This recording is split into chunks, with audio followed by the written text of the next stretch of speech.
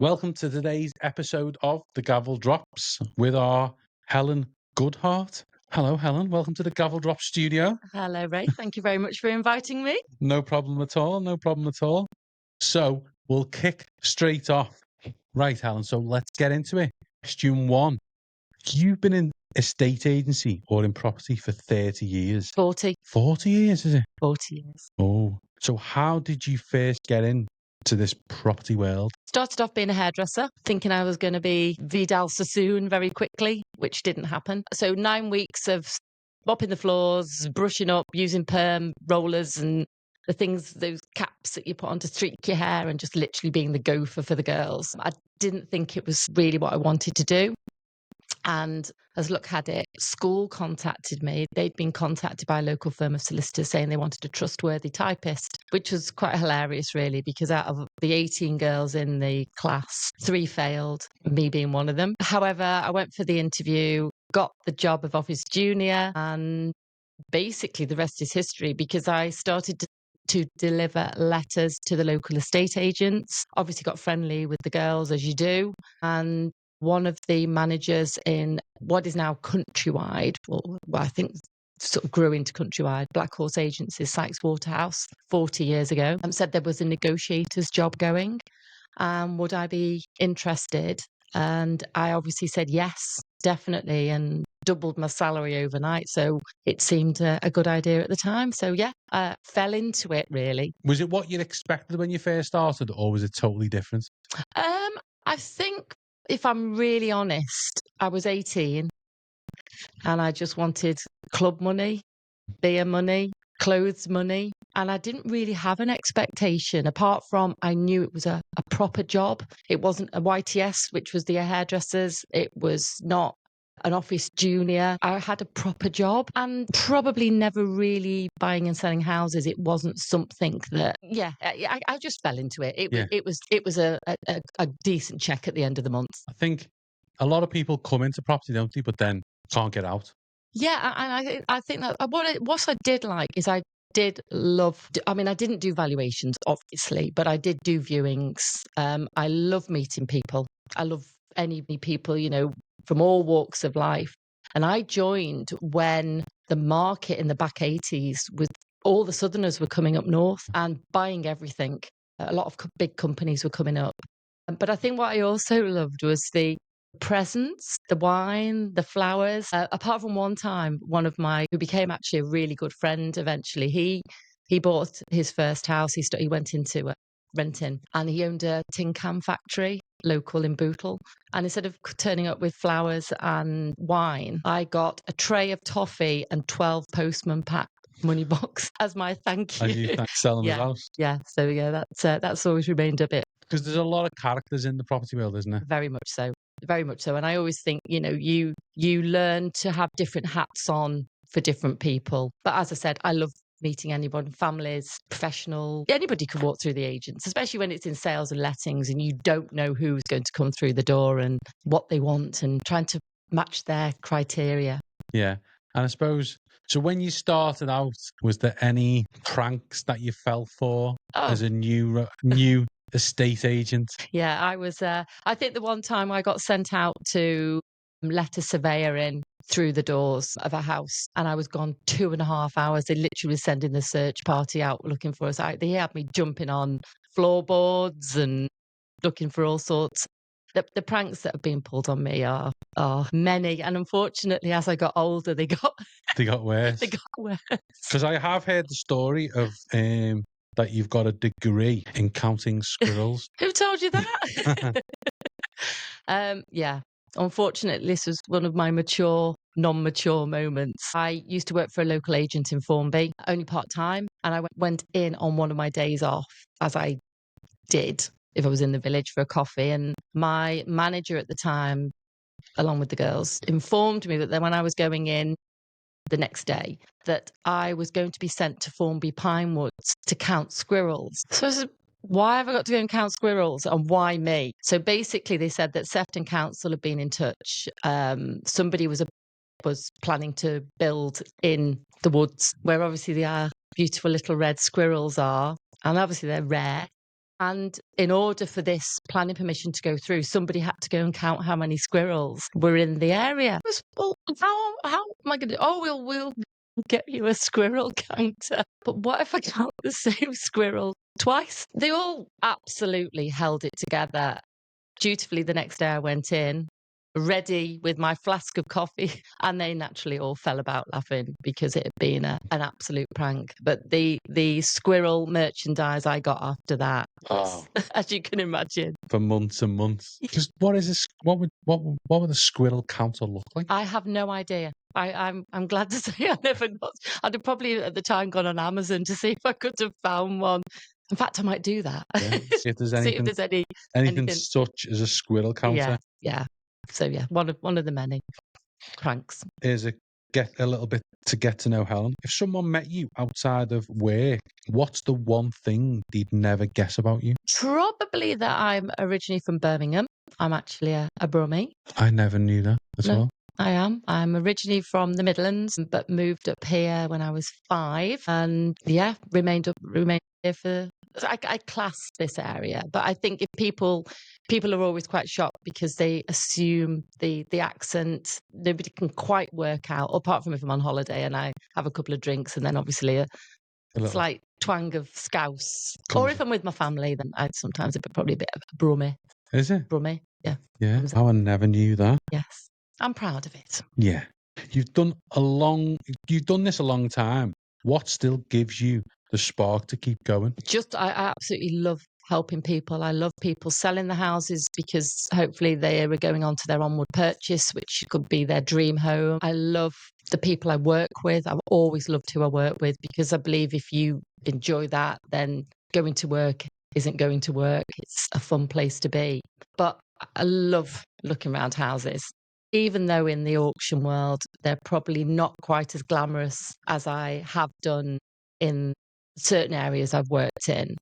But I love helping people, and buyers included, seeing them delighted on exchange, completion, and now even more so in auction because the speed that we can make people's dreams come true. And that's what we do. Dreams come true with auction quicker than they would do any other way. So suppose now when you look at it is you've had an estate agent's hat on. Yeah. And now you got the auction hat on. Yeah.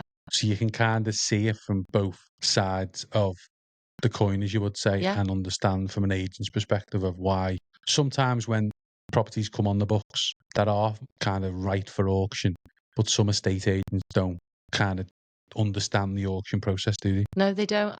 And I understand that. Having been an estate agent valuer, I didn't always understand the concept, but that's why we're here. We're here to help them with the journey of understanding auction and helping them realise, and ultimately the seller, that this isn't a last resort. The auction for many, many motivated vendors is absolutely the right route for them for all sorts of reasons. And just being able to talk to estate agents, the valuers, the owners, the negotiators, to help them understand. I truly believe that this is the way forward for selling. I mean, I've obviously done this for 40 years. Everyone has always said how the system, which I'm not knocking in normal, that's how most people know how to sell a house. It's not fair sometimes that, people have this outlay of money and the fall throughs that happen, which again, whether I'm right or wrong saying this, I'm just speaking from my heart. It's awful to see. And I've seen many upset buyers and sellers because of the processes that are in place that don't allow it to be so quick and secure. Whereas in the auction, and I don't know what I'm trying to say is it's just the fairest. Yeah. Fairest way. You get the best price for the vendor, the best price for the buyer, and it's the speed. Yeah. I think it's the speed, and I think a lot of estate agents still are under the same impression of an auction property needs to be fallen to bits. And it doesn't. I've sold many glamorous properties for a motivated vendor. Forget the house. The house isn't what I'm interested in at that point of valuing. I'm interested in the vendor and what their need is. And if their need is to sell their house quickly and securely, then we have a fabulous service that we can offer on a monthly basis. Because I've obviously known you a long time now, and at one stage you were my business development manager. We sold property, like property who personally you knew the person. Yes. And it wasn't technically a go-to auction property. No, but they needed to sell it. It was a beautiful property. It had a lake in the garden. Yeah, because I remember when you said, "Oh yeah, it's got a lake in the garden." I was like, "Okay, hell, it's got a pond." Let's be honest, it's got a pond, just a big pond. And I remember going round; it had a lake. And I remember sitting there, and the viewings were brilliant because I get there early and sit in the back garden, and overlook the lake. We did what we said we were going to do.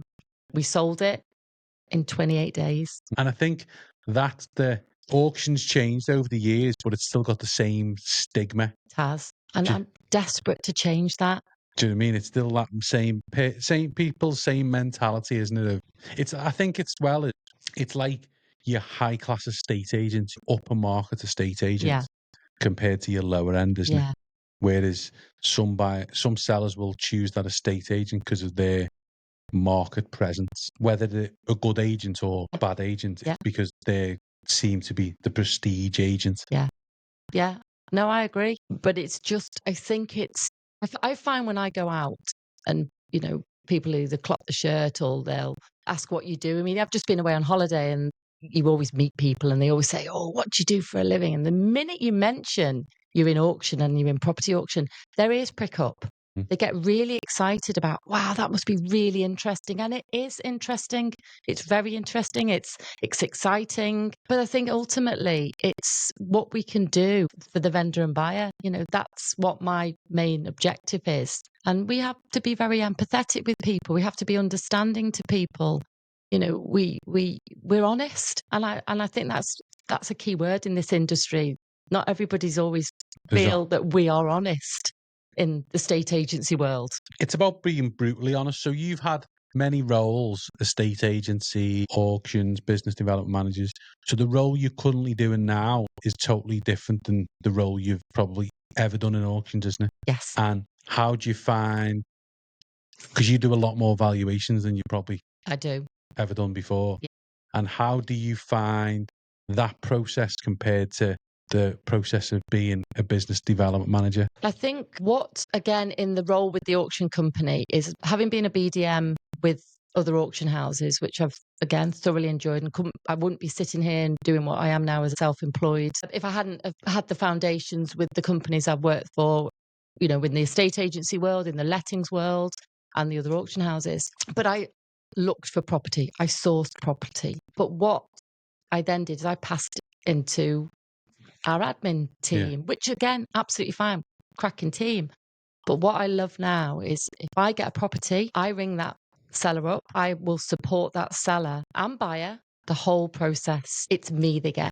They don't just get thrown into any, other people dealing with them. If they want me, I am at the end of the phone for them, whether it's a text message, whether it's an email, whether it's and that's what I like. I like the fact that I've got control of it. And I am there to support them the whole process. It's more of a personal approach, isn't it? Very much so. Although it's a BDM role, a business development, I'm, developing business for the estate agents. To have that personal interaction, isn't it? Yeah, very much so, which I didn't have in previous roles, no. So I get to know that person. I get to know, and they feel very comfortable talking to me about, everything really. I think it's the personal approach. You get to know the seller before realistically, because I've always said is the property is the property, but the seller is the one you need to really focus on. If you focus on what they want and what their goals are, then can the property achieve them goals. Yeah.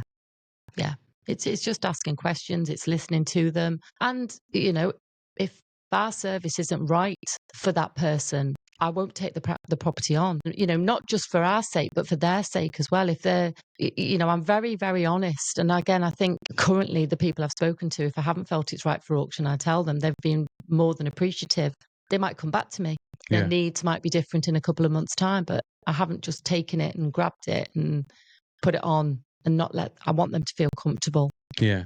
And how do you find, because obviously people who are watching or listening who don't know the difference between auctions and private treaty sales, the perspective, like, we list them lower than what the private treaty sale would sell for on the basis of the reasons we've got a shorter time to sell it and a shorter time to complete. So when you're speaking to sellers, how do you put that across to them to say, well, I understand you've got an X valuation from an estate agent, but our valuation potentially will be less? What does that, I'm trying to say is it because how you put across and how your honesty comes across, that's why you get the instruction? Yeah, I mean, I try and explain to them, the quicker the sale goes through, the less outgoings they're going to have.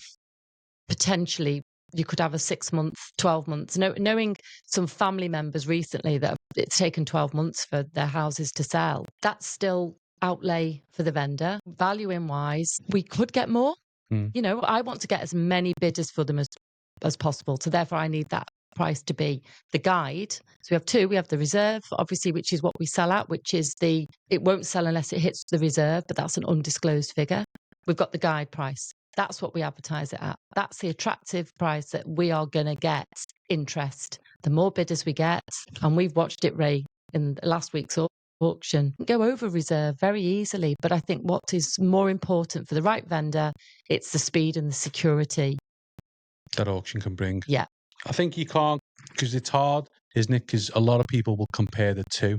Yes. Do you know what I mean? And I think that we speak to a lot of sellers who may be on the market, or they're speaking to estate agents also. And it's sometimes difficult to get across that it's still the same, but it's a totally different system of selling. It is. And I mean, any property is suitable for auction, as we've just said. It's great to get something before it's gone to market, because as we know, every property, when it first comes on the market, that's when it gets its most interest. So particularly like to get them before it goes on. But I know some people like to test it, but their motivation isn't, then they're not motivated at that point. But they might be motivated a bit further down the line. But I think, again, if we've at least had the chat, you've got your private treaty price, you've got your auction price. They then choose which avenue they want to go for. But at least we're getting a chance to speak to people and giving them the option. And you should always give your vendor the best service. And the option. Yeah, it's just having a conversation, isn't it? Absolutely, that's all it is. It doesn't have to be. I think the one thing we've discussed many a time, you don't need to overcomplicate it. There's nothing overcomplicated about having a chat with somebody regarding auction. It's just explaining it in very simple terms, and the simple terms are: we price it right, we'll sell it in our next month's auction. A month later, they'll have their money. Simple. No stress. Yeah, simple and clean. So do you still get the same, I suppose, now compared to, so as a business development manager, you could potentially be sending over across to the auction company a number of lots. Yeah. So obviously now you're self-employed, you've come back off your holiday. So last month was like your first month back. So you had one in that month's auction and that sold really well. So watching that auction, was it different? Yes. Compared to the business development manager, like leads or sales? Because I know you are still passionate about selling property, because it's your estate agents, or your partners, or the sellers. But was it different this month? It was. I mean, I always love auction day. We all love auction day. It's exciting. But there was another level of personal achievement watching it go in this month's auction, because I am self-employed now, and it's exciting. I like being my own boss. Even though I still come to you regularly. But no, it was a great feeling. It was, because I felt I really had earned that money. Yeah. Although I had earned it the month before being employed, there was something different. And I am so glad I made the jump of going self-employed. Because it's not a strange one, but it's kind of, my role is to give people confidence enough to take the leap to do it themselves. Yeah. Which is just, it can kind of be, some people, what do you mean? Like, well, I know when people can achieve what they can achieve, especially in an auction space. So my job as the MD is to go, well, I know you can do it, and give them the confidence. When you look back of when I joined, and then, like, because we can be open and honest, that December last year, I thought January you'd go, do you know what, Ray? I've done enough in auctions, I've done enough in property. I'm out. Yeah. Well, I was. I mean, we had a chat just before Christmas. Yeah. And I was like, I'm out of here. Mm. I'm going to be a poor parent, as in a doggy parent, because I just thought I've slogged and I've done my bit, and I just felt I wasn't getting anywhere. And I don't really know what happened in January, but something happened in January. The stars aligned and the property started coming through. I think it was mainly because I think the back end of the year, you said to yourself, I'm going to give it another go. If it doesn't work out, it's done. Yeah. But at least and that's what I always say to people. If you give it a go, it doesn't work out, at least you can go, that's not for me. I've tried. So I think the back end of the year, you've done a lot more that then in the start of the year, it came through. Yeah, it all came to fruition, really. And I think the other thing is as well, I wasn't always valuing. I was passing stuff to you to value because my confidence probably wasn't quite there. But once I started valuing and realizing that I could have those conversations, I knew more than I realized I knew. And from the listening to you and doing the research that I'd done and knowing where to look and getting the pricing right and just having that element of confidence breathed into me made it a game changer, and understanding the process more to be able to explain it more to the vendor. If that makes sense. Yeah. And I think because when we were looking at valuations, if you look back, you've been in property for 40 years from negotiator, valuer, auction value. Did you ever do auction valuations? Not really, no, not in the BDM role, no. And then business development manager. Yeah. So when, like I said, valuing, you're like, oh, never really done valuing. And I'm like, you have, because it's the same process. It's just you lose touch of what you class as one of your attributes. Yeah. And then I was like, yeah, but you know, do these little steps. And then I was like, okay. And then you were like, oh, the prices. I didn't know. Oh, I can't tell them that price. And I was like, it's how you tell them the price. Yeah, it is. It's finding out what they want, and then it's giving them goals that they will achieve. They will achieve those goals, and they'll achieve them sooner selling through auction. There's a lot of people that we speak to. Like I said, there's a lot of stress they're going through for all sorts of reasons. If we can take, I mean, house sale, it's the biggest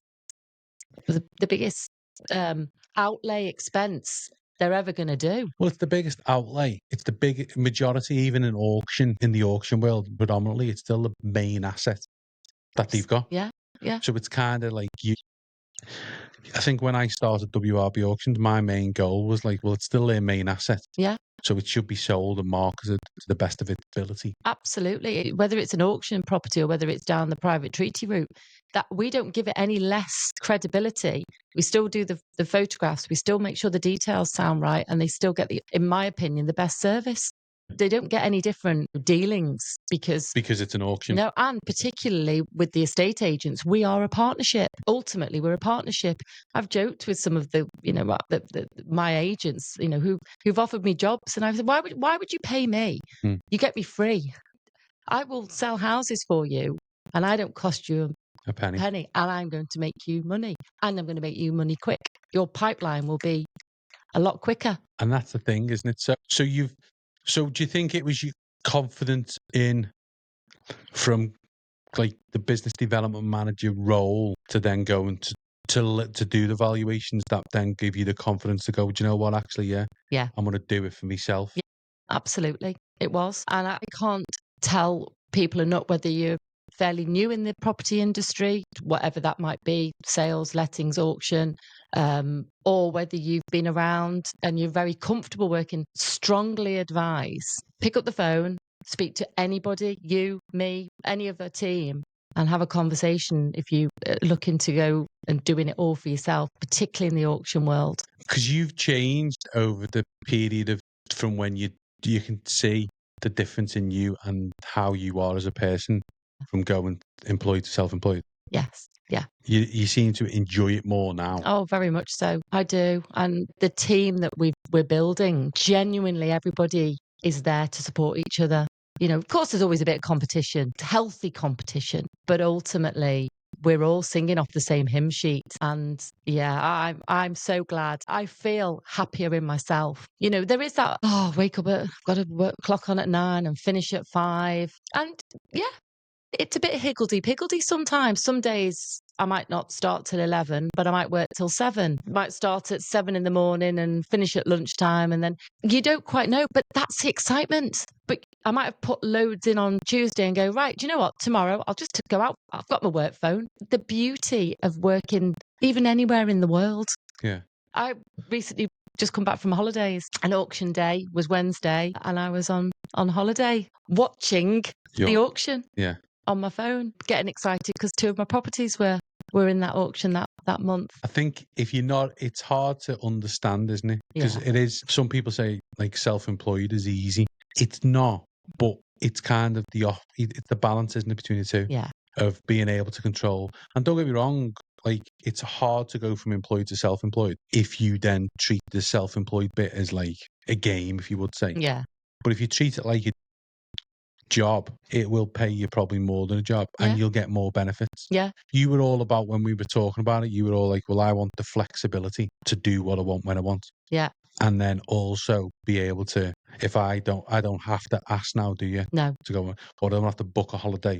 Yeah, I'll be honest, I didn't work Mondays, but actually, what day are we on? Is it Tuesday today? Yeah. I worked all day yesterday, but I benefited from working yesterday and I wanted to work yesterday. And, you know, I know I'll reap rewards from working yesterday because I know what I might have in the pipeline. So it was in my, and it, you know, even my husband used to say sometimes, why do you not work on a Monday? And I was like, because I don't work Mondays. He said, but you're bored. Okay. So, and I'd go and spend money or I'd sit around the house and I must admit, because you mentally, but yeah, I'm just really enjoying it. Yeah. Because it's a weird thing, isn't it? Because as you say, you never used to work Monday, but now you worked all Monday yesterday. But no one told you to work the Monday. No. But did you feel like it was work? Yes. Well, I did. But on the other hand, I wasn't sat in front of my computer all day, which, you know, since COVID, we've all had that ability to be able to sit a lot more in front of our laptops because you can use it a lot more than being out on the road. And you know, obviously you achieve far more sitting rather than traveling around the country, which obviously, again, you can be a busy fool. But I could dip in and out of work, and the flexibility is definitely. Do you still find that? Do you still like the people approach regarding agents? So you could like popping in to see agents rather than Zoom call, Teams call, and stuff like that. And I think they do. I think if I mean, a lot of my agents have become friends as well, and you know, it genuinely is a friendship. You know, I probably don't need to go in once a month like I used to. You know, again, things are much more flexible to be able to have those conversations on Zoom, Teams, phone calls. But I do think it's still really important to have a face-to-face. And ultimately, you know, I will happily go and visit a vendor if I need to, if it helps the vendor or even the agent. You know, see, the good thing about Helen when we started doing the value role, remember there was a property we had and the old lady didn't have any ID, really, did she? So I said to Helen, Helen, we may need to go out and you need to take photos of all the IDs to make sure it's obviously correct for all anti-money laundering checks. But also, before you go and leave the lady's house, we need a selfie with the lady to prove who she is. So I'd forgot all about saying it, to be fair. And then Helen had gone out, done all the thingies. And then I remember clicking through the emails and Helen said, listen, here's all the ideas, all the stuff and all that. And I was like, what's that picture of? And then there's this old lady who looked absolutely petrified with Helen smiling next to her in a selfie. And I said, Helen, what's this picture? And Helen was like, you told me I need to get her a selfie to prove who she was.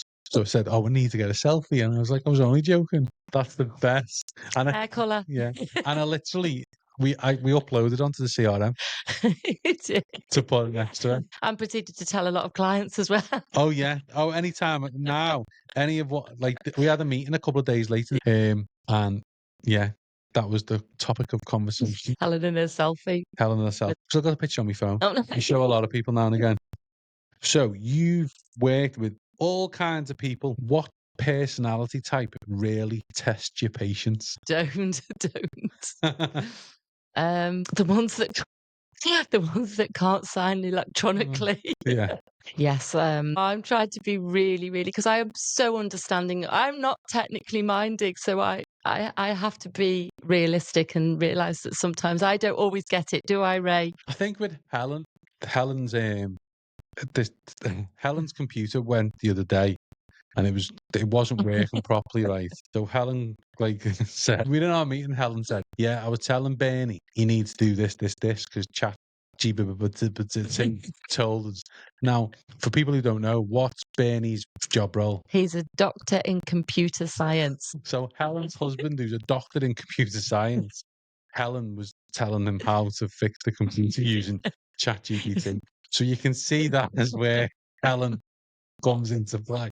And I think, I think that it's hard. I think as well, though, when we look at technology, when you use it a lot, it comes quite natural, doesn't it? It does, absolutely. And I think, there's a fear of the unknown. I am very old school, as and I've been in property. I'm not comfortable doing social media. I cannot believe I am sat here right now doing a podcast.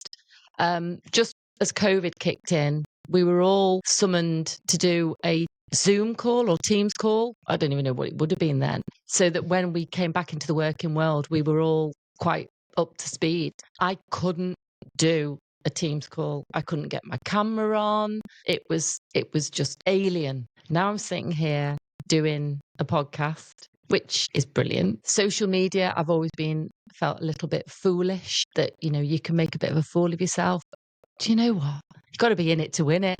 I think because that's what I mean. Everyone's perception of social media is always different, isn't it? Yeah. But it's the fear. Absolute fear. A fear of saying something stupid. But ultimately, I think it is the way forward. Sadly, or not sadly, got to get on with it. And I'm doing it. I am. So do you find, what is the main fear point? Is it that someone, so if you're doing a post or video, because we had a challenge to post a video every day, didn't we? Yeah. In the WhatsApp group. We did. So all the team had to post one video every day in a WhatsApp group. They done it for 5 days running. Everyone done it every day. And it's weird because people, we've been to Joe, and Joe was like, I do miss actually having to post every day. Yeah, I mean, it felt very comfortable because we were in our little WhatsApp group. It's our little world. And I know I haven't got thousands of followers or thousands of people watching me, but I have got people in the industry watching me. And I was concerned, which, what the people, but what does it matter what they think? It doesn't matter. When I look at other people, I don't have any concept of what they're doing. It's good for them, wish I could do that. So and at the end of the day, if they do say anything horrible, I'll have a glass of wine later, cry over it, and then wake up them and do it all again. I think you'd be surprised at how many people don't. There's not many people who put negative comments on social media anymore. No. And I think as well, if you kind of go, well, yeah, or don't look. No, I think as well, though, it's finding the people who you want to work with, isn't it? Yeah, ultimately. And I think the people who you want to work with will embrace you as who you are, who you then want to work with. Yeah. Because on Joe's podcast, her main focus was, well, I'm dealing with estate agents who I want to deal with, not just here's a number of estate agents, they're your estate agents, go and work with them. It's a better way of working it, isn't it? Because you're choosing who you work with. You are. And I've always said, again, in previous worlds, I've had 300 plus agents I've worked with. It was just impossible for me to give them a good service, impossible for me to contact them all.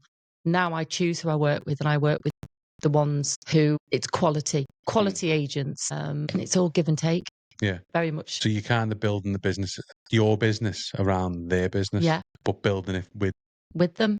I'm watching the journey and watching them grow and watching their faces when they sell a property, and knowing that we can pay quickly to them. So it's changing, isn't it, the industry? Yeah, it is.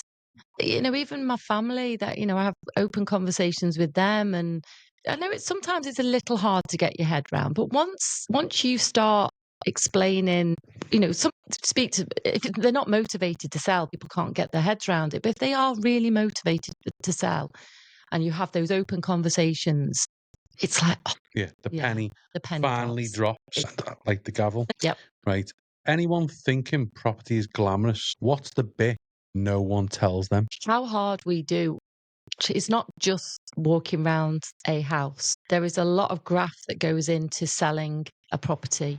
Prior to the house going on the market and the bits after, I don't think people realise how much we do as agents to help sell a property. But it's not always glamorous houses that we deal with. I mean, yeah, I've dealt with some real humdingers of properties. So, yeah, it's not as glamorous as it looks. But in the auction world, it's definitely exciting. And to be honest, I don't want to swear, but the more awful it is, the more exciting it is.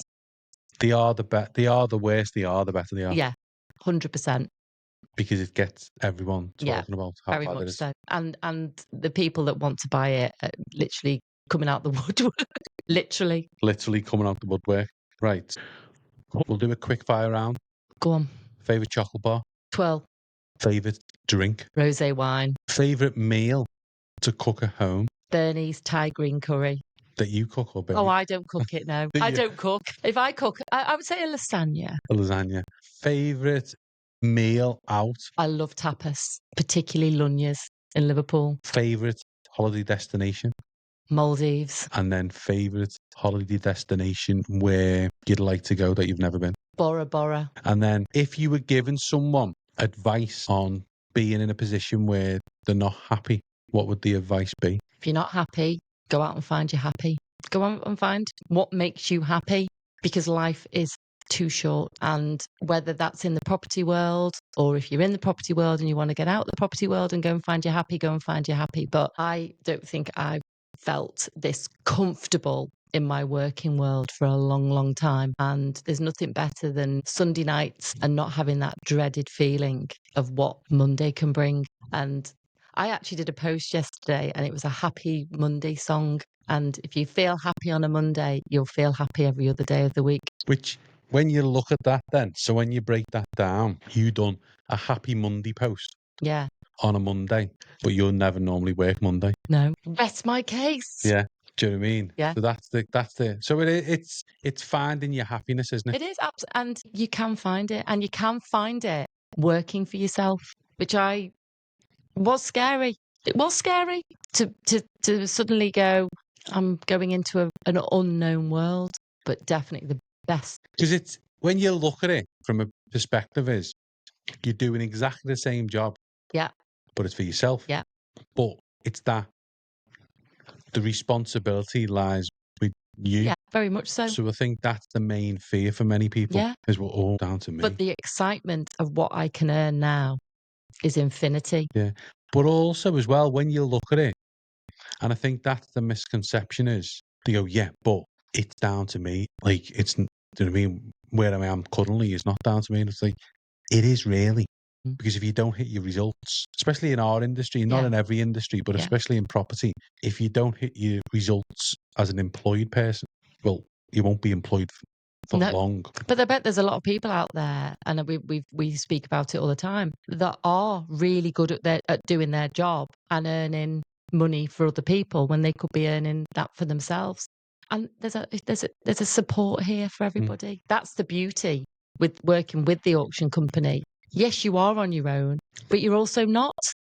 Yeah, it's a bit of we've got a very nice setup. Yeah, perfect. So if, say, well, but even December last year, if I'd have said to you, okay, Helen, I know you're thinking of throwing your hat in and going, no, this is not for me, but by August next year, you'll have done really well at the start of the year and you'll go self-employed, what would you have said? No chance. I would have wanted it to happen. I would have wanted that. I would have wanted to believe that was going to be the case, but I couldn't have seen that. But obviously, as we had discussions after the first quarter, I definitely could see the wood for the trees. Is that right? So I think it's come down to, because you now follow the whole journey of the seller. Yeah, that's made a massive difference. And the valuations. Yeah. And I think that's ultimately been for my agents as well. Yeah. You know, they're happy that the seller is speaking to me as well. Giving you, it's the whole opportunity, isn't it? Yeah. Rather than, like, as you say, you've seen it before in companies where they get palanced from pillar to post. There's no Chinese whispers here. So when you look at it from a business development manager's role, because you were my BDM. Yep. And I had other BDMs, but the BDM can say what they want, really. Yep. But it doesn't necessarily mean it's going to happen. No. Because it's got to go through the chain the channels. The channels to get to where you need to get to. And I can't give you an answer. I have to go through everything. But I was your point of call, and I wanted to make sure everything. But now I'm where they stop. Yeah. And I will find that out. Yeah. And then you deal with that, and you can implement it. So it is a lot easier, smoother. And we were talking about it before, of helping people and it being your main goal. And I think Joe's podcast was the same. She said, well, it's just about helping people rather than anything else. And if you just go so if before we talk about what would be your one tip for someone who's coming into the industry, who's technically never done it before, what would be your main tip to go to? Be patient, do some research, give any of us a call. But you have to have patience in this role. Nothing's a quick fix. It is a quick fix once we get the houses on, because we can sell them in 28 days. But it's just, and don't be afraid. Don't be afraid of, everybody's quite nice out there. We're in a role where we're selling to the agent, we're selling to the vendor, but we're not charging anything to buy our services. Does that make sense? Yeah. How many people are in a sales role, but you go in with a price? We go in and we literally sell for nothing. Yeah. So it's giving. Yeah. And I think it's selling yourself, isn't it? It is. And people buy people. But, in anything that you do, they buy into you, which I try. I don't always go in and sell the dream of auction. I go in and sell the dream of hopefully what I can offer them as a person, which is a good service. And I think, let me just find this, give 1 second, because this is probably going to be one of the best reviews I've ever read, to be fair. Thank you. If you give us the backstory of this, how this review came. So I got contacted by a lady who, obviously I got contacted by one of my agents who had a vendor that needed to sell their property quick. It was a sensitive situation.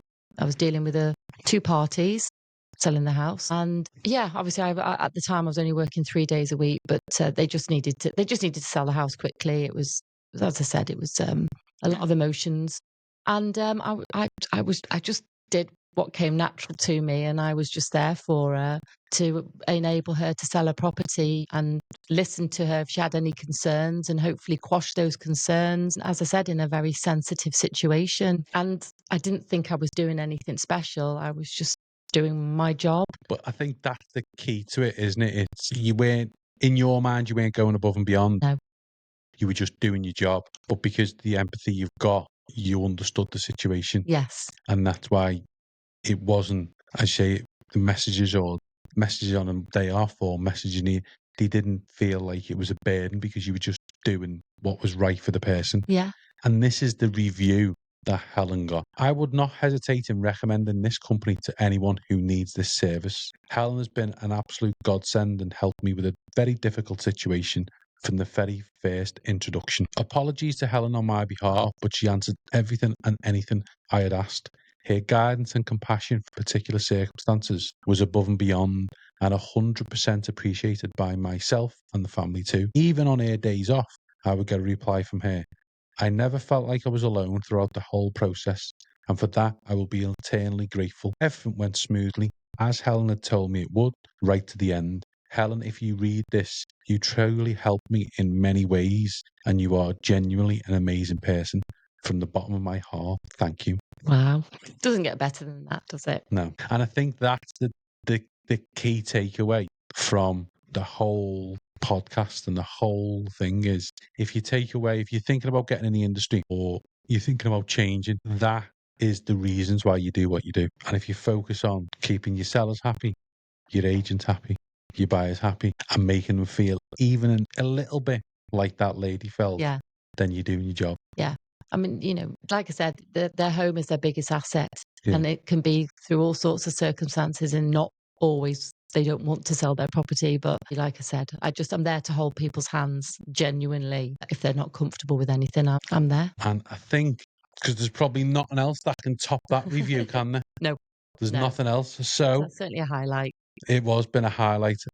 And that's the thing, isn't it? You go into it with such And everyone who like speak to agent wise or sellers wise, they've always say the same. You always go in with honesty, the bubbly personality, but it's that handheld Yeah. feeling of having that comfort blanket when you're going through something like that. Yeah.